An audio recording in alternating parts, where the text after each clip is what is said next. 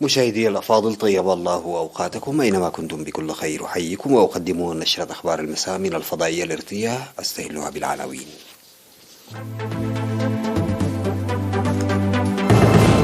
إصابة 16 مواطنا بفيروس كورونا اليوم.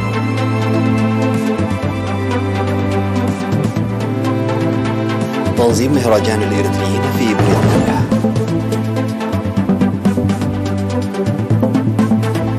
تأهيل لمسؤولي الوحدات في الإدارة والقيادة.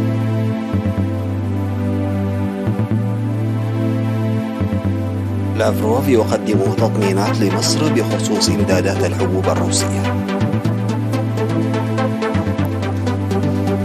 المجر تشدد إلى أن العقوبات على روسيا فشلت.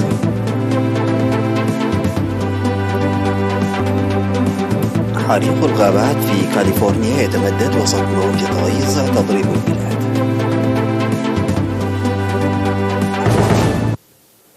السلام عليكم ورحمة الله. أعلنت وزارة الصحة بأن الفحوصات المخبرية التي أجريت اليوم في الإقليم الأوسط أظهرت إصابة 16 مواطنا بفيروس كورونا، وكان 7 من الإصابات من وسط المدينة، 4 من آخرية، وواحدة من كل من قحوتة وترافولو وغزكنيشة ودكمحرة وكرن. وشفي 11 مريضا في الإقليم الأوسط. بهذا بلغ عدد المصابين بفيروس كورونا في البلاد حتى الآن 9944، شفي منهم 9766 وتوفي 103، فيما يتلقى 75 مريضا الرعاية في المستشفيات. وزارة الصحة 25 من يوليو 2022. نظم الإريتريون في بريطانيا مهرجانهم 19 تحت شعار خيارنا المستقل عزتنا في مدينة لندن يومي 23 و 24 من يوليو.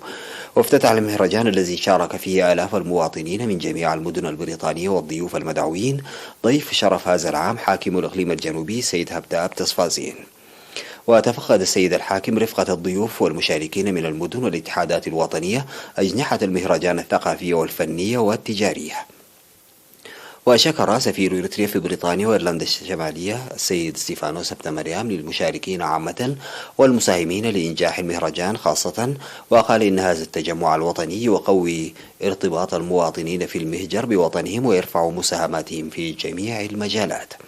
وأوضح حاكم الإقليم الجنوبي السيد هبتاب تصفازيهم في السيمينار الذي عقده برامج التنمية والتصدي وتطور عملية السلام والصداقة والشراكة في القرن الإفريقي ودور إريتريا وعلاقات إريتريا مع الجوار وأولويات برامج التنمية الوطنية ودور المواطنين في الداخل والخارج ودور الدبلوماسية الشعبية في المرحلة الجديدة والتطورات في المنطقة.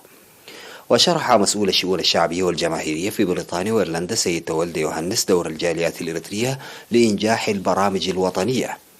هذا وشهد المهرجان فعاليات فنية من مختلف الفرق الفنية.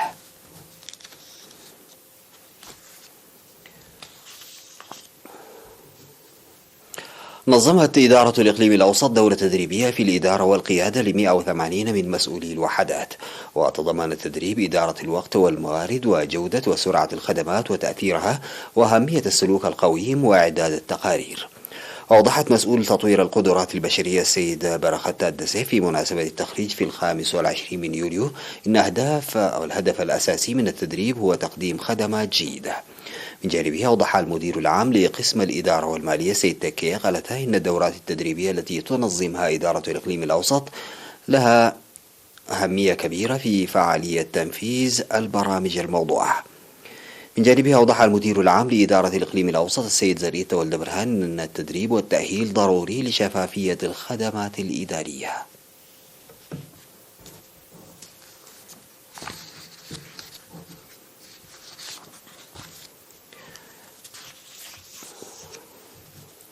أكد الإريتريون المقيمون في إسرائيل في السيمينار الذي عقد في 23 من يوليو على تعزيز المساهمة لإنجاح حزمة برامج التصدي. وقدم القائم بأعمال السفارة الإريترية في إسرائيل السيد سلمون كمفي في السيمينار المنظم بتعاون الجالية الإريترية في إسرائيل والسفارة الإريترية قدم شرحا حول الأوضاع في البلاد والمنطقة. كما تم تقييم أنشطة التنظيمات الوطنية الإريترية نصف السنوية وبحث برامج عمل النصف الثاني. وتبرع الإريتريون في إسرائيل بأكثر من 600 ألف دولار تحت شعار التعبئة كضرورة مرحلية.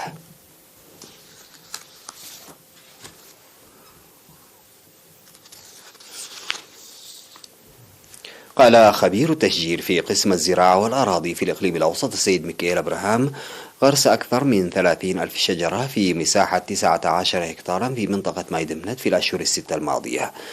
أعلن ذلك في مناسبة نفير التشجير التي قام بها أعضاء الجمعية التعاونية للفرقة العسكرية 85 سابقا وجمعية عوت للحافلات والمواصلات الكبيرة ووزارة العدل وجمعية الإعلام سابقا. وأكد المشاركون في النفير على العمل لإنجاح الحملة الخضراء بالعمل جماعيا وفرديا.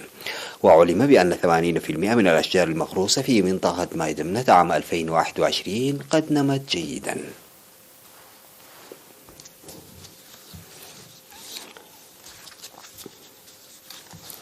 بعد الفاصل سادتي أعود بالأخبار الخارجية.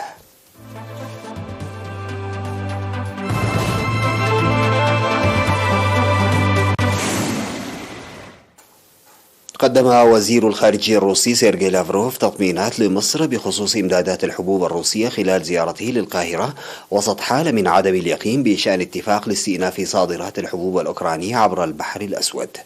واشترت مصر وهي واحدة من أكبر مستوردي القمح في العالم العام الماضي نحو 80% من تلك الواردات من روسيا وأوكرانيا. تسبب الغزو الروسي لأوكرانيا في 24 فبراير في تعطيل الشحنات ورفع أسعار السلع العالمية بشكل حاد مما تسبب في صدمة مالية لمصر.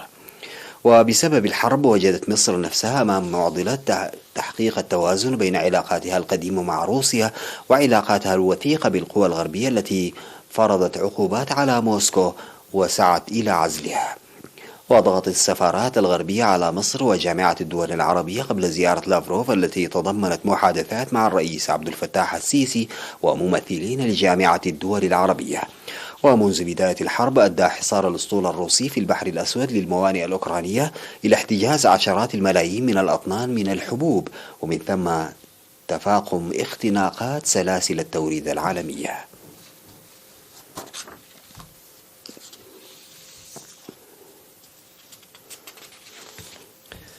شدد رئيس الوزراء المجري فيكتور أوربان على أن الاتحاد الأوروبي بحاجة إلى استراتيجية جديدة بشأن العملية العسكرية في أوكرانيا لأن العقوبات الموقعة على موسكو لم تنجح.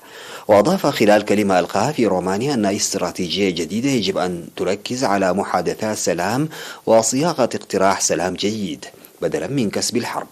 كما أكد أوربان الذي أعيد انتخابه لولاية رابعة على التوالي في إبريل أن المجر ستظل بمنع عن الحرب في أوكرانيا المجاورة.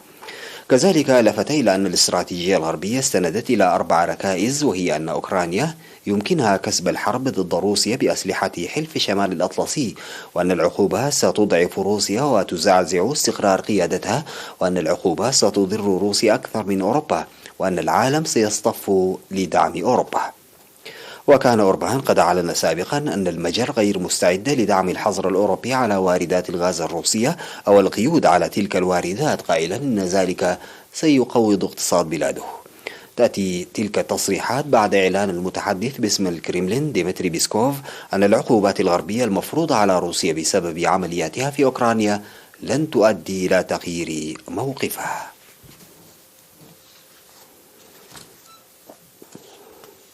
تمدد حريق غابات ضخم اندلع الجمعة في كاليفورنيا وأتى على آلاف الهكتارات من الأراضي، واقتضى تنفيذ عمليات إجلاء في خضم موجة غيظ يتعرض لها ملايين الأمريكيين، في حين تتوقع أجهزة الأرصاد الجوية ارتفاعا إضافيا في درجات الحرارة التي بلغت مستويات قياسية. ويعمل أكثر من 2000 عنصر إطفاء بمؤازرة 17 مروحية على مكافحة حريق أوك فاير الذي اندلع في كاليفورنيا قرب حديقة يوسمايت الوطنية وأكواخها العملاقة، وفق تقرير لإدارة الغابات والحماية في الحرائق أو من الحرائق في كاليفورنيا.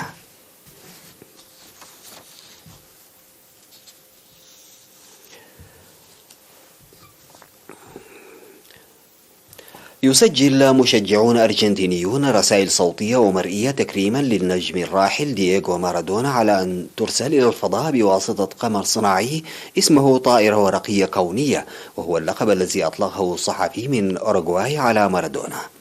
وقال إنريكي ترينكادو أحد مقدري النجم الراحل بعد تسجيل رسالته في القاعدة الجوية ديمورون الواقعة على مسافة 40 كيلومترا غربي بيونس آيرس: نحن نحبك وسنتذكرك دائما. وبمبادرة من شركة خاصة سيتم ضغط مقاطع الفيديو والتسجيلات الصوتية الخاصة بالمشجعين على قرص صليب يرسل بعدها إلى المدار في قمر صناعي مع زوج من أحذية كرة القدم الخاصة بالنجم السابق.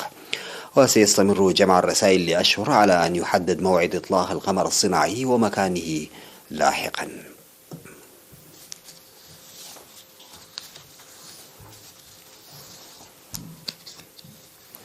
ختاما لنشرة الأخبار تذكير بالعناوين. إصابة 16 مواطنا بفيروس كورونا اليوم. تنظيم مهرجان الإريتريين في بريطانيا.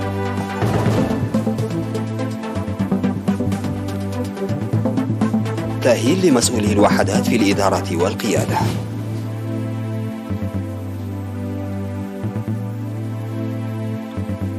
لافروف يقدم تطمينات لمصر بخصوص إمدادات الحبوب الروسية.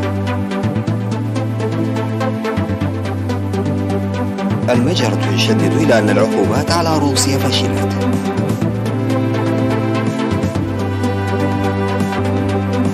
حريق الغابات في كاليفورنيا يتمدد وسط موجة غيظ تضرب البلاد.